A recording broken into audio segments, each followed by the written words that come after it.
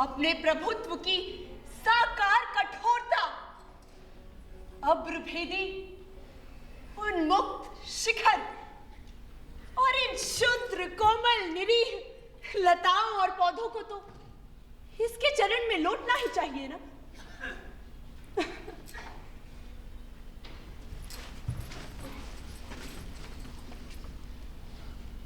क्यों मंदाकिनी नहीं आई? बोलती क्यों नहीं?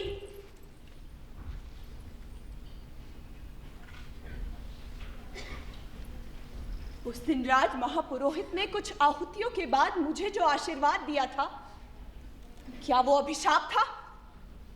इस राजकीय अंतःपुर में सब जैसे एक रहस्य छिपाए हुए चलते हैं, बोलते हैं और मौन हो जाते हैं। मेरी बातों का उत्तर भी न दो, क्या इसीलिए तुम मेरी सेवा में नियुक्त की गई हो? ये असह्य है। इस राजकुल में संपूर्ण मनुष्यता का एक भी निदर्शन न मिलेगा क्या? जिधर देखो कुबड़े, हिजड़े, बौने, बहरे और गूंगे।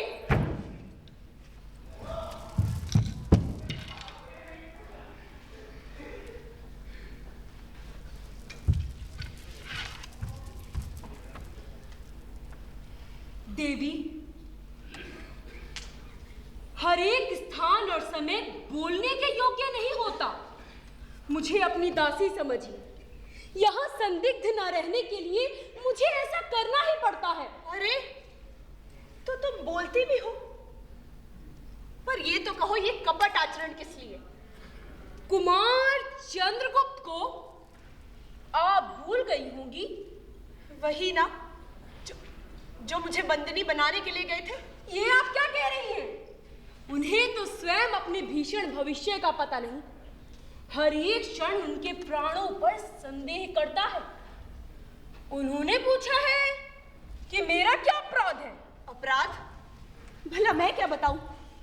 तो क्या कुमार भी बंदी है? कुछ कुछ वैसा ही है देवी। क्या राजा धीराज से कहकर आप उनका कुछ उपकार कर सकेंगी? भला मैं क्या कर सकूंगी? मैंने तो राजा का मधुर संभाषण ही नहीं सुना। विलासिनियों के साथ मदिरा में उन्मत्त, उन्हें अपने आनंद से अवकाश कहाँ? पिता का दिया हुआ राज्य का अधिकार तो छोड़ ही दिया उन्होंने, साथ ही अपनी एक अमूल्य निधि भी। अमूल्य निधि? वो अत्यंत गुप्त है देवी, किंतु मैं अपने प्राणों की भीख मांगती हुई कह सकूंगी। तो जाने दो। कुमार की सरल, स्निग्ध और सुंदर मूर्ति को देखकर तो कोई भी प्रेम से पुलकित हो सकता है, किंतु उन्हीं का भाई, आश्चर्य! कुमार को इतने में ही संतोष होगा कि उन्हें विश्वास पूर्वक कोई स्मरण कर लेता है। रही अभ्युदय की बात, सो तो उन्हें अपने बाहुबल और भाग्य पर ही विश्वास है। किंतु उन्हें कोई ऐसा साहस का काम न करना चाहिए जिसमें उनकी परिस्थिति और भी भयानक हो जाए। अच्छा, तो अब तू जा और अपने मौन संकेत से किसी दासी को यहाँ भेज दे। मैं यहीं बैठना चाहती हूँ। दिन का अंतिम प्रहर बीत गया है।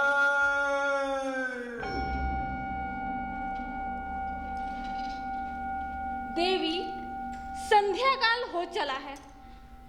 क्या भीतर चलने की अभी इच्छा नहीं? चलूंगी क्यों नहीं। महादेवी कहाँ है? उन्हें कौन बुलाने गई है? ये उतावली कैसी? महाराज इधर आए हैं क्या? महाराज मेरे आंचल में तो छिपे नहीं है। देखो, किसी कुंज में ढूंढो। अरे महादेवी, क्षमा कीजिए। युद्ध संबंधी एक आवश्यक संवाद देने के लिए महाराज को खोजती हुई मैं इधर आ गई हूँ। अच्छा, होंगे कहीं।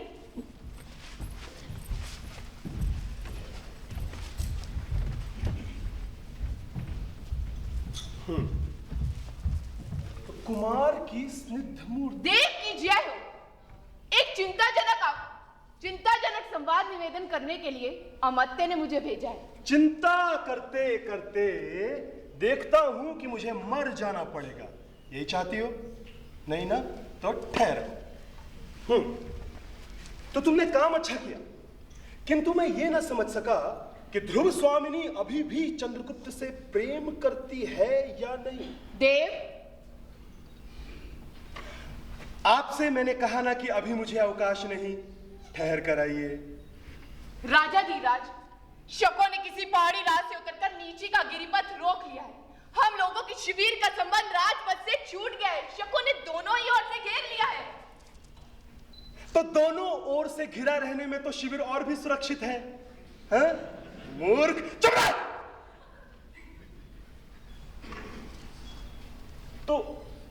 तो इसका तात्पर्य यह है कि ध्रुव स्वामिनी मन ही मन चंद्रगुप्त को क्यों? है ना मेरा संदेह ठीक? अपराध क्षमा हो देव, अमात्य युद्ध परिषद में आपकी प्रतीक्षा कर रहे हैं। अरे युद्ध तो यहां भी चल रहा है, देखती नहीं क्या? जगत की अनुपम सुंदरी मुझसे स्नेह नहीं करती, और मैं हूं इस देश का राजाधिराज रामगुप्त। महाराज, शकराज का संदेश लेकर एक दूत भी आया है। किंतु ध्रुव स्वामिनी, उसके हृदय में टीस है। जो स्त्री किसी अन्य के शासन में रहकर और प्रेम किसी अन्य पुरुष से करती हो, उसके हृदय में अवश्य ही कोई गंभीर और व्यापक रस उद्वेलित रहता होगा। यही तो कारण है। नहीं नहीं नहीं, जो स्त्री चंद्रगुप्त से प्रेम करेगी वो किसी भी क्षण छोड़कर बैठेगी। भीतर ही भीतर ना जाने कितने कुचक्र घूमने लगे होंगे। जाओ, जाकर ध्रुव स्वामिनी से कह दो कि वो केवल मुझे और मुझसे ही प्रेम करे। ये केवल महादेवी बन जाना उचित नहीं। देव से कुछ आवश्यक बातें कहनी है। ध्रुव स्वामिनी के चलते क्या साम्राज्य से भी हाथ धोना पड़ेगा? ठीक तो है, यूं सहसा राज सिंहासन पर मेरे बैठ जाने से ये पुरोहित, अमात्य और सेनापति मुझसे छिपा हुआ विद्रोह भाव रखते हैं। क्यों? है ना शिखर, एक तुम ही मेरे विश्वास पात्र हो, समझाओ ना, क्या यही गिरिपथ सब झगड़ों का अंतिम निर्णय करेगा? जिसकी भुजाओं में बल ना हो, उसके मस्तिष्क में तो कुछ होना ही चाहिए। क्यों अमात्य? पहले इसे पढ़ लीजिए। चौंकिए मत, यह घटना इतनी आकस्मिक है कि कुछ सोचने का अवसर ही नहीं मिलता। आकस्मिक तो है अमात्य, किंतु मेरे प्रतिकूल नहीं। मुझे इसकी संभावना पहले से थी। तब तो महाराज ने अवश्य ही कुछ सोच लिया। सोचा तो है, कह दूं, किंतु क्या तुम उसका समर्थन करोगे? यदि नीति युक्त हुआ तो अवश्य समर्थन करूंगा। सबके विरुद्ध रहने पर भी स्वर्गीय आर्य समुद्रगुप्त की आज्ञा के प्रतिकूल मैंने ही आपका समर्थन किया था। नीति सिद्धांत के आधार पर। वो तो मैं जानता हूं अमात्य, किंतु इस समय जो परिस्थिति उत्पन्न हो गई है उस पर विचार करना चाहिए। ये तो आप जानते हैं कि मेरी इस विजय यात्रा का कोई गुप्त उद्देश्य है। उसकी सफलता भी मुझे सामने दिखाई दे रही है। वो क्या? हाँ, बस थोड़ा साहस चाहिए। बताइए। शकदूत संधि के लिए जो प्रमाण चाहता हो उसे अस्वीकार न करना चाहिए, क्योंकि ऐसा करने से इस संकट के बहाने हमारी जितनी विरोधी प्रकृति है, हम आसानी से उन्हें पार हटा सकेंगे। भविष्य के लिए यह चाहे अच्छा हो महाराज, किंतु इस समय तो हमें बहुत से विघ्नों का सामना करना पड़ेगा। विघ्न? तो तुम्हारी बुद्धि कब काम आएगी अमात्य? वैसे चंद्रगुप्त के मनोभाव का कुछ पता लगा? नहीं, कोई विशेष बात तो नहीं महाराज। मैं देखता हूं कि मुझे मेरे ही अंतःपुर के विद्रोह का दमन पहले करना होगा। उधर ध्रुव स्वामिनी के हृदय में चंद्रगुप्त की आकांक्षा धीरे धीरे जाग रही है। यह संभव नहीं, किंतु महाराज इस समय आपको दूत से साक्षात करके उपस्थित राजनीति पर ध्यान देना चाहिए। यह एक विचित्र बात है कि प्रबल पक्ष संधि के लिए संदेश भेजे। विचित्र हो या सचित्र अमात्य, तुम्हारी राजनीतिज्ञता इसी में है कि भीतर और बाहर के सब शत्रु एक ही चाल में परास्त हो। तो चलें, सोचें। आइए।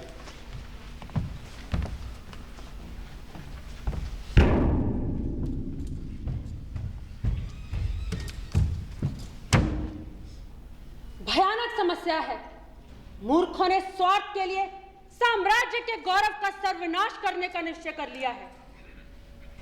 कुमार चंद्रगुप्त को यह समाचार शीघ्र ही मिलना चाहिए। गूंगी के अभिनय में महादेवी के हृदय का आवरण तनिक सा हटा है, किंतु वह थोड़ा सा स्निग्ध भाव भी कुमार के लिए कम महत्व नहीं रखता है। कुमार चंद्रगुप्त, कितना समर्पण का भाव है उसमें। वहीं बड़ा भाई रामगुप्त, कपटाचारी रामगुप्त नहीं। मुझे अपने हृदय को कठोर करके अपना कर्तव्य निभाने के लिए यहां रुकना होगा।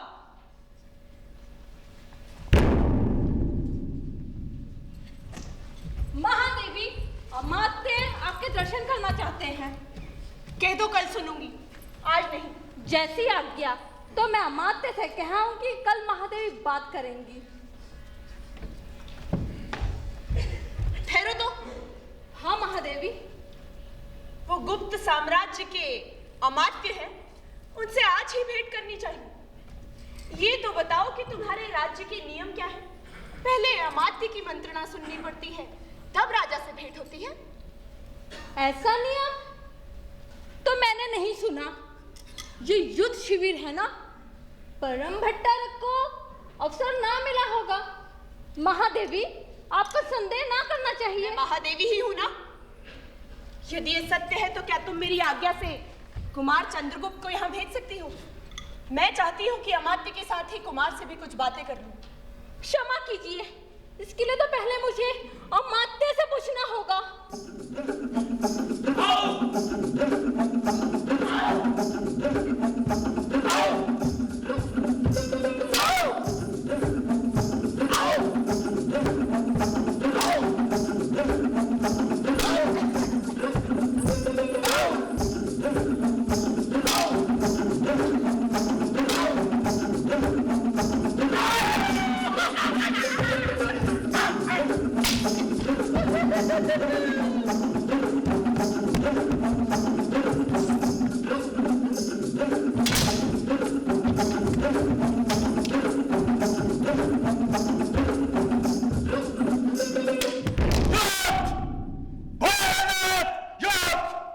हो रहा है कि कहीं होगा। अब बहनों, यही युद्ध करके दिखाओ ना, महादेवी भी देख ले। सुनता है रे, तू अपना हिमाचल इधर कर दे। मैं दिग्विजय करने के लिए कुबेर पर चढ़ाई करूंगा। अरे ये तो मैं हूँ, नलकूबर की वधू। ओ दिग्विजय वीर, तुम क्या स्त्री से युद्ध करोगे? लौट जाओ, कल आना। मेरे ससुर और आर्यपुत्र दोनों ही उर्वशी और रंभा के अभिसार से अभी नहीं आए, और आज तो युद्ध करने का शुभ मुहूर्त भी नहीं। आज ही युद्ध होगा, और तुम स्त्री नहीं हो, और तुम्हारी उंगलियां तो मेरी तलवार से भी अधिक चल रही है। तब मैं कैसे मान लूं कि ना तो तुम नलकुबर हो और ना ही कुबेर। तुम्हारे इन वस्त्रों से मैं धोखा ना खा जाऊंगा। तुम पुरुष हो, युद्ध करो। अरे मैं स्त्री हूँ बहनों, कोई मुझसे ब्याह भले ही कर सकता है, लड़ाई मैं क्या जानू। महादेवी की जय हो।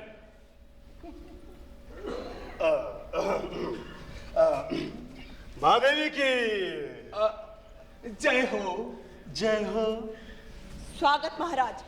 दुहाई दुहाई राजा अधिराज की दुहाई। मुझे माले का कुबर दुखने लगा।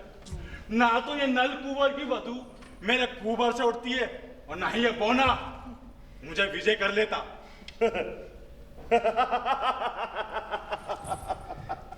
अरे वाह रे वामन वीर, यहाँ दिग्विजय का नाटक खेला जा रहा है क्या? ले चलो शुरू करो। वामन के बलि विजय की गाथा और 3 बगों की महिमा सब लोग जानते हैं। मैं भी 3 लात में इसका गोबर सीधा कर सकता हूँ। लगा दे भाई बोले, फिर ये अचल हेमकूट बनना तो छूट जाए। आय हाय, देखो जी, मैं नल कुबर की वधू हूँ, इस पर बैठी हूँ। झूठ! युद्ध के डर से पुरुष होकर भी स्त्री बन गया। आय हाय हाय हाय हाय, मैं तो पहले ही कह चुकी हूँ कि मैं युद्ध करना नहीं जानती। तुम नल कुंवर की स्त्री हो ना, तब मैं अपनी विजय का उपहार समझकर तुम्हारा हरण कर लूंगा।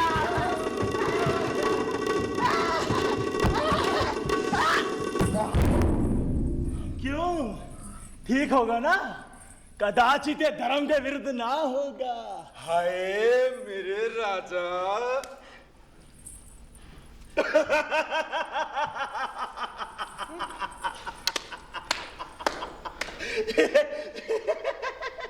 निकलो, अभी निकलो। यहाँ ऐसी निर्लज्जता का नाटक मैं नहीं देखना चाहती। अरे दिग्विजय वीर, अरे रुक तो। अरे सुन तो सही। अरे दिग्विजय वीर, अरे सुन तो।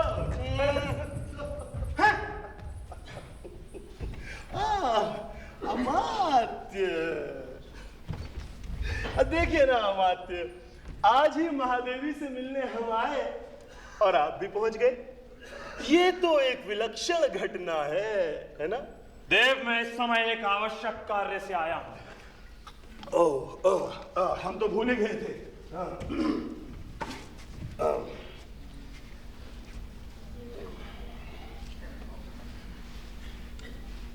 वाह बर्बर शकराज, हमसे क्या चाहता है?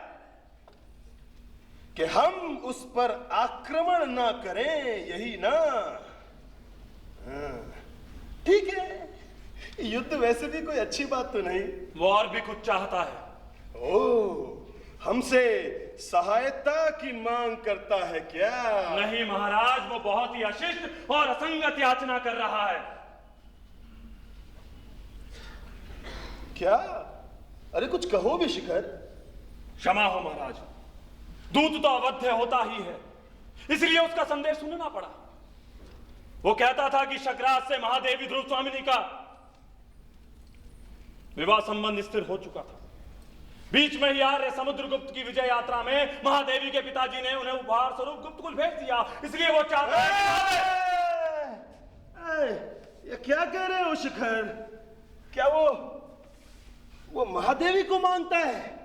हाँ महाराज, साथ ही वो अपने सामंतों के लिए मगध के सामंतों की स्त्रियों को भी मांगता है।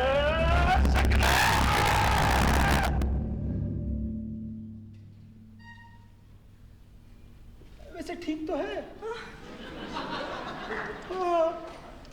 अब देखो, यदि उनके यहाँ सामंत है तो उनके लिए स्त्रियां भी तो चाहिए, दे दो। वैसे क्या यह सत्य है कि महादेवी के पिता ने पहले शकराज से इनका संबंध स्थिर किया था? वो तो मुझे नहीं मालूम। महादेवी, महादेवी, अमात्य क्या पूछ रहे हैं? इस प्रथम संभाषण के लिए मैं कृतज्ञ हुई महाराज, किंतु मैं भी ये जानना चाहती हूं कि ये गुप्त साम्राज्य क्या स्त्री संप्रदान से ही बड़ा है?